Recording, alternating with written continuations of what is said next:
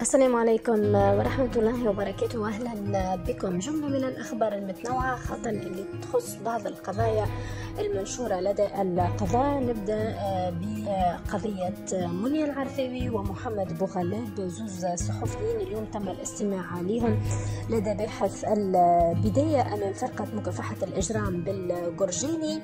اليوم فما صارت وقفة تضامنية معاهم قدام الفرقة، وفما زاد تصريحات. نبداو بتصريح منيا العرفاوي اللي اليوم معناها تم الاستماع لها بسبب زوز شكايات من طرف وزير الشؤون الدينية. ووصفت منيا العرفاوي في تصريح الموزايك ما تتعرض له اليوم، تقول هو هرسلة رسمية مسلطة ضدها من السلطة القائمة في ظل تواتر الشكايات ضدها من نفس الطرف دون وجود مؤيدات لتهمة تكوين ميثاق بمعية الصحفي محمد بوغلاب. واعتبرت العرفاوي أن التهمة بدعة قانونية إضافة إلى إجراء مكافحة في ظل غياب الشاكي. اليوم نقابة الصحفيين عملت تحرك تضامني معاهم، حضروا معاهم الزوز البرة يعني بطبيعة الحال، وطالبت النقابة بسحب المرسوم عدد 54 وهددت بتدويل هذه القضية والمطالبة بسحبه في محاكم دولية. في هذا الخصوص زاد كيف وجهت الدعوة نقابة الصحفيين لرئاسة الحكومة أيضا لسحب المنشور متاحة. وبطبيعة الحال فما جملة من التصريحات في هذا الخصوص. كنا تابعنا مجمل الأطراف اللي دخلت في هذا الموضوع. نلقاو زاد كيف غيلان الجلاصي عن جمعية تقاطع من أجل الحقوق والحريات صرح اليوم في برنامج إذاعي بأنه كلنا في حالة سرح مؤقت، يقول بسبب المرسوم 54 من وجهة النظر متاعه.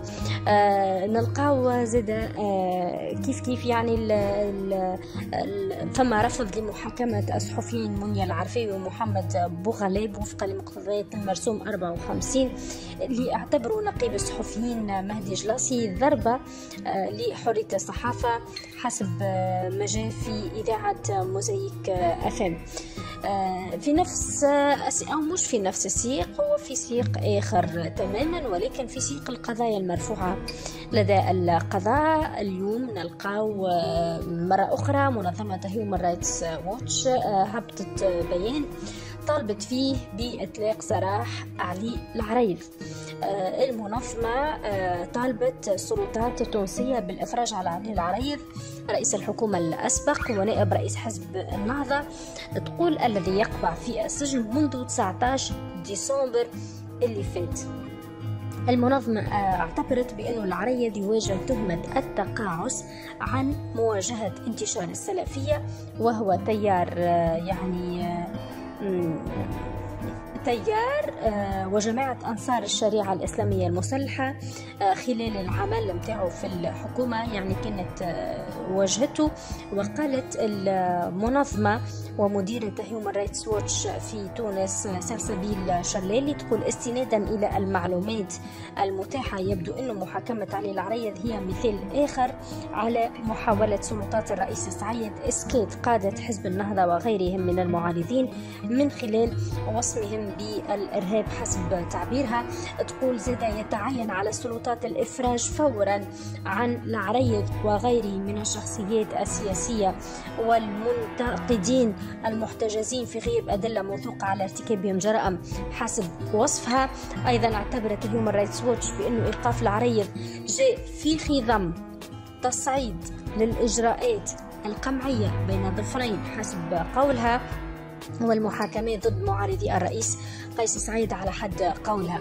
وأوضحت المنظمة بأنه بموجب القانون الدولي يجب إبلاغ المتهم بالتهم الجنائية المحددة الموجهة له بشكل سريع في غضون أيام من اعتقاله، ويجب احتجاز المشتبه به على ذمة المحاكمة فقط في ظروف استثنائية عندما توجد أسباب قاهرة وفردية للاحتجاز، كما يجب تقديم المتهم إلى المحاكمة في غضون فترة زمنية معقولة، وله الحق في المثول أمام قاضي للحصول على حكم تقول هي بشأن مشروعية وضرورة احتجازه، ولا يفرض الإيقاف التحفظي إلا كاستثناء بموجب الفصل 84 من مجلة الإجراءات الجزائية التونسية حسب تعبيرها.